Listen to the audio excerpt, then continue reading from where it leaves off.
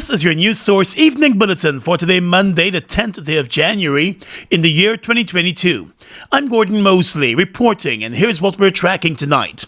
Frustrated with incomplete works being done on government projects by contractors, Minister of Public Works Juan Edgel today announced that the government will be introducing legislation that will see the blacklisting of companies that fail in their obligations on the government construction contracts.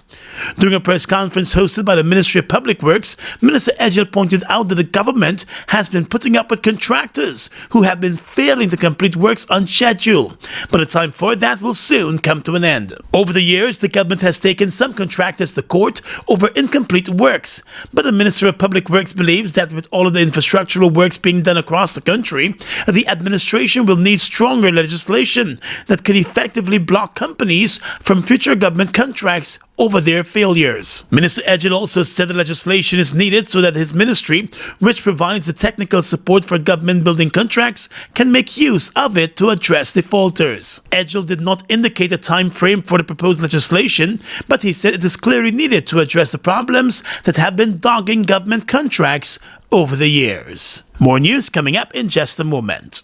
What is fiber? Think exceptional. GTT Fiber is an advanced high-speed internet product that delivers broadband via fiber optic cables with download speeds of up to 150 megabits per second. It means your internet is faster, and GTT Fiber comes with the added coverage of our Plume HomePass Wi-Fi system. Plume extends your Wi-Fi signal to ensure that you have the best experience in every corner of your home with Wi-Fi everywhere. Upgrade to GTT Fiber today and don't get left behind tomorrow. It's one of your biggest goals, getting your own home, where memories are made, where happiness lives.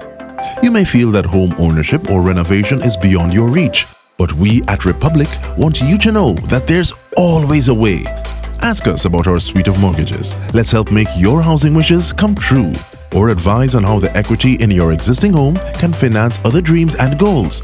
Call or go online to learn more. You see them children playing in the dirty water again? You know me talk to them this morning, like them don't understand. Every time it flood, they just want to go in the flood waters. They think this thing is fun. You could get serious diseases in the water. And if an electrical line fall in the water, you could get electrocuted. Little boy, you want to tell you not to play in that water? Come here this minute. You see the water don't start coming in the house? When you're living in a downstairs, you just got to take precautions. That is right. You got to make sure there's a pair of long boots for every member of the family. Protect drinking water from contamination. Keep a stock of foods that can't spoil. And have some place to go if your place flood out. Guyana, our country, our responsibility. Mom, what are you doing with GPL on your list? Child, you forgot I have to pay GPL? You got time with GPL. I have to keep these lights on. The customers who think in that manner and refuse to honor their obligation to GPL are obviously not playing their part in ensuring quality service delivery. So, I will continue to pay my GPL bill on time, every time. I recognize the value of your point, Mom. You were right.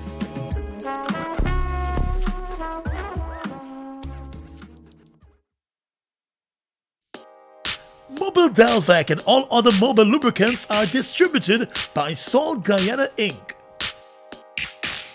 Mobile Delvac and all other mobile lubricants are distributed by Salt Guyana Inc. We've got exciting news! All 12-ounce yellow cab Buster are now only $100. Buster, live in Come full get color. your Buster, Buster $100. Come get your Buster, Buster $100.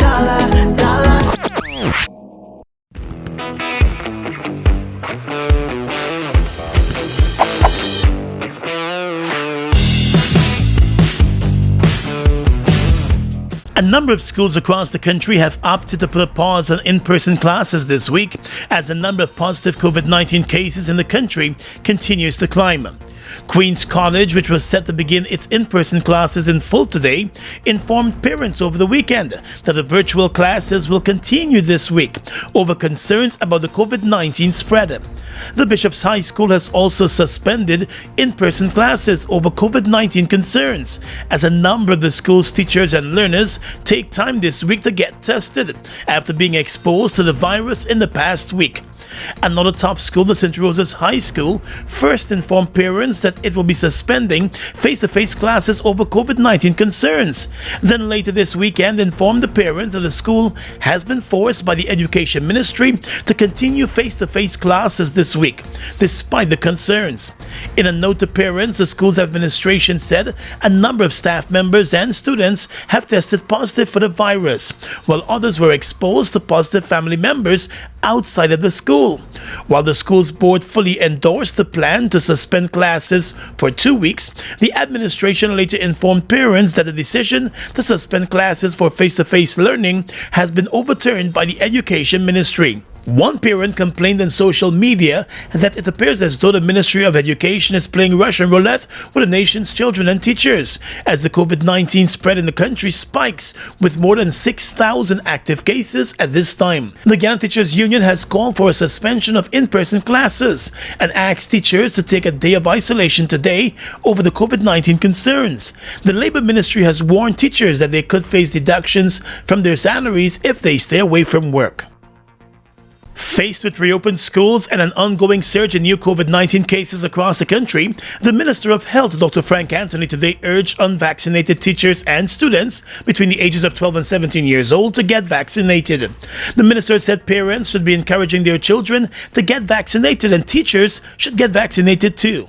He explained that in many schools there are teachers who remain unvaccinated, and those teachers are putting themselves and their families at risk. Parents need to really encourage their children, if they haven't been vaccinated, to really go out and make sure that they're vaccinated. That would help them to be safer.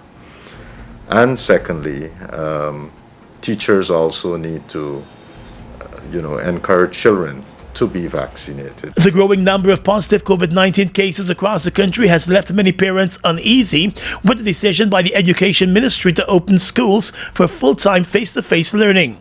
The Minister of Health said it will be important for the schools to ensure that they follow all of the guidelines that have been put in place by the Ministry of Health to curb the spread of the virus.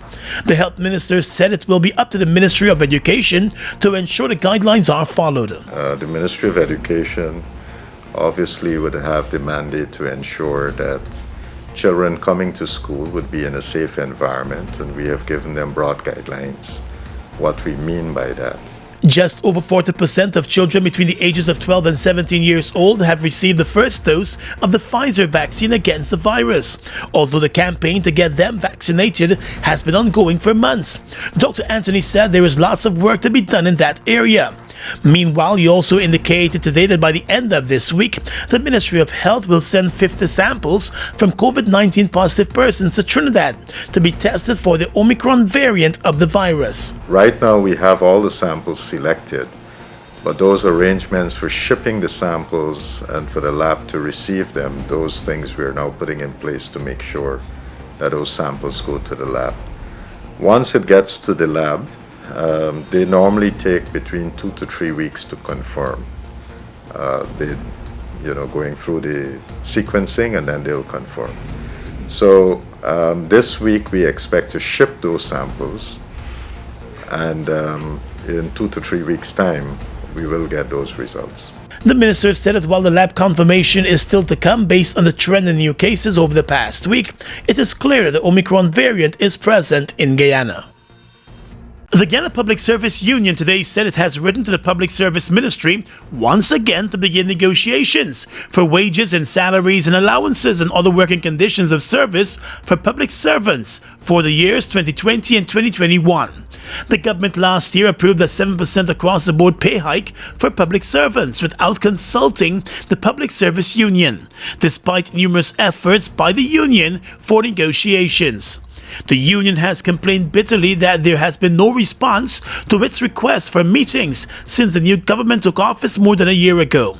Still not satisfied with the 7% salary increase imposed on public servants by the government, the union now wants a sit-down with the administration to discuss salary and other matters related to public servants. The union says has requested that the outstanding negotiations for the years 2020 and 2021 commence early this year. Negotiations for 2022, the union said, would be strategically taken on board during negotiations for 2020 and 2021. The GPSU has complained that the actions of the government to impose the increases without consultations constitutes a breach of the Constitution. The GPSU labeled the 7% salary increases heartless and unconscionable in light of the rising cost of living and the ongoing COVID-19 pandemic. Let's tell you now that the civil society group Article 13 has once again expressed its disappointment over what it sees as the continuous constitutional violations by the PPP civic government. In a statement, the group accused the government of chalking up a formidable list of constitutional violations.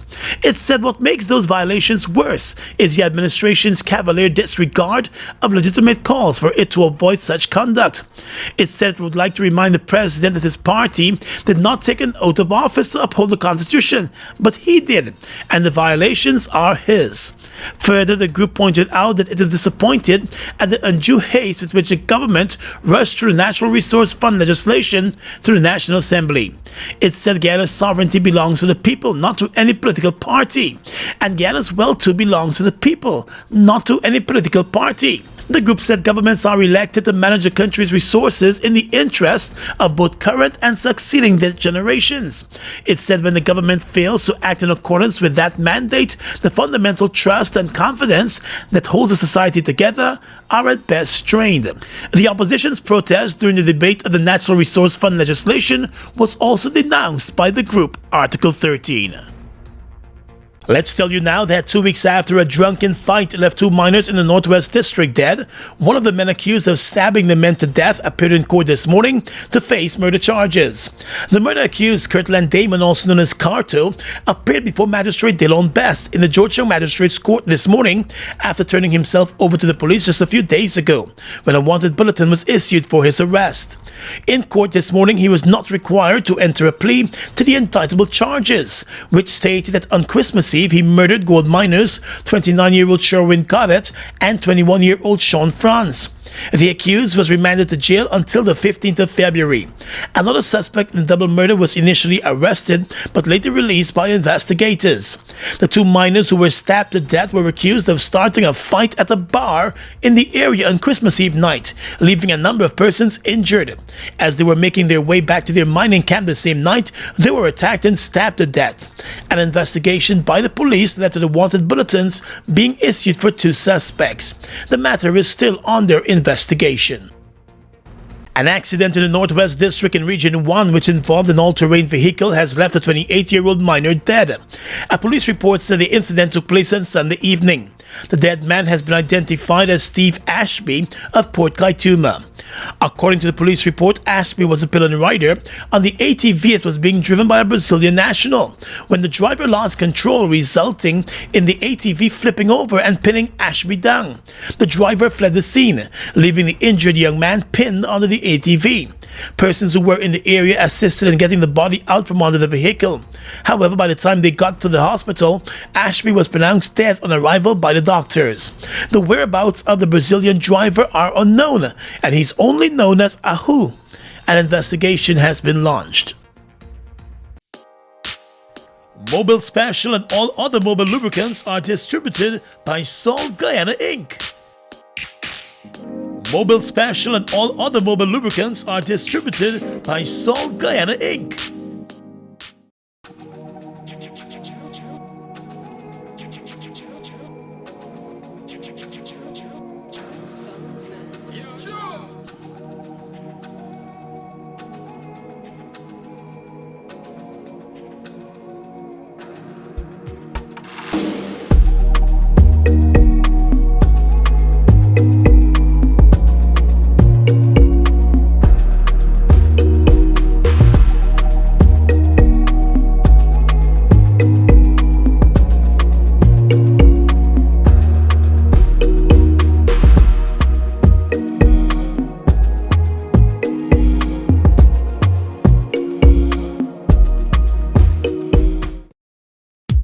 Sonia, you think people easy? People just really want to do their own thing. Look across the road how we building the house low. The building code say you're supposed to be 2 feet off the ground. And when the place flood, them just be the first to complain. But you know sometimes we that just contribute to the flooding with we behavior. You know, boy, we just throw things in the drains and canals. We don't keep the gutters clean and dispose of garbage properly. By the way, you got an emergency kit? Yeah, Sonia, I got me own and it got drinking water, army medicines, and for say things like band-aids, iodine, bandages. And me own got in toothpaste, a change of underwear and clothing, toilet paper and soap. Guyana, our country, our responsibility. It's one of your biggest goals, getting your own home, where memories are made, where happiness lives. You may feel that home ownership or renovation is beyond your reach, but we at Republic want you to know that there's always a way. Ask us about our suite of mortgages. Let's help make your housing wishes come true. Or advise on how the equity in your existing home can finance other dreams and goals. Call or go online to learn more. We've got exciting news! All 12-ounce yellow cab Buster are now only $100. Buster, live in Come full get your color. Buster $100. Come get your Buster $100. How fast is fiber? Think fast. GTT Fiber has 3 packages with download speeds of 50, 100, and 150 megabits per second. That's fast enough to stream movies and music, to chat with Gran and Fran, to study, and more. What would you do? Upgrade to GTT Fiber today and don't get left behind tomorrow. Fuel it up and drive Super 95. Tune up. Fuel it up and drive Super 95. Tune up. Protect your fuel system, boy. High mileage and performance, boy. Guy Oil Super 95 gasoline gives you more reasons to drive and is available at 56 service stations nationwide.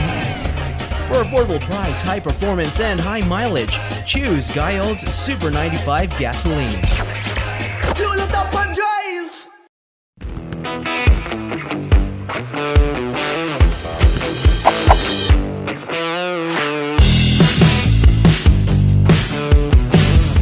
Across the region tonight, Caribbean Media Corporation reports that Suriname, still peeved at the treatment meted out to its nationals by Caribbean Airlines, is reported to have denied the airline's request to resume flights to the country. The Minister of Transport, Communication and Tourism in Suriname said as long as Caribbean Airlines does not fix its issues with its passengers and the travel agencies, it will not receive permission from Suriname to resume operation. Caribbean Airlines, which since last year has been announcing the resumption of flights to several of its destinations, has so far not yet responded to the allegation by Suriname. Suriname said that the airline, unlike others, did not look after its passengers who were stranded when the airspace was closed to regular commercial flights in March of 2020, as part of the measures to curb the spread of COVID-19. Media reports said since Suriname reopened its airspace and regular flights have resumed, several international airlines have resumed operations, but Caribbean Airlines has not yet received permission to resume flying the route. Royal Caribbean Cruises has paused some of its cruise operations amid rising numbers of COVID-19 infections due to the Omicron variant.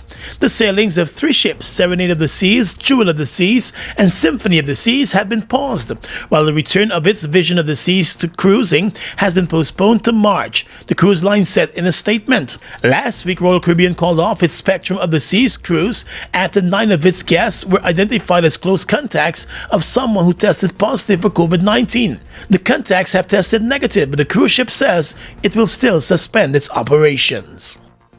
And finally tonight, international news. Russian officials have said during high-level talks in Geneva that they have no intention of invading Ukraine, a top U.S. diplomat has announced. Reports say that around 100,000 Russian troops have been deployed near the border with Ukraine, prompting fears of an incursion. Russia warned the U.S. not to underestimate the risk involved in Moscow's confrontation with the West. The U.S. has said there would be sanctions if Russia were to attack. In a call with reporters following Monday's meeting, U.S. Deputy Secretary of State Wendy Sherman described the talks as frank and forthright and said the discussions went on for more than 8 hours, and the discussions were aimed at better understanding of each other's security concerns. And that's your News Source Evening Bulletin for tonight. I'm Gordon Mosley, reporting and encouraging you to stay safe.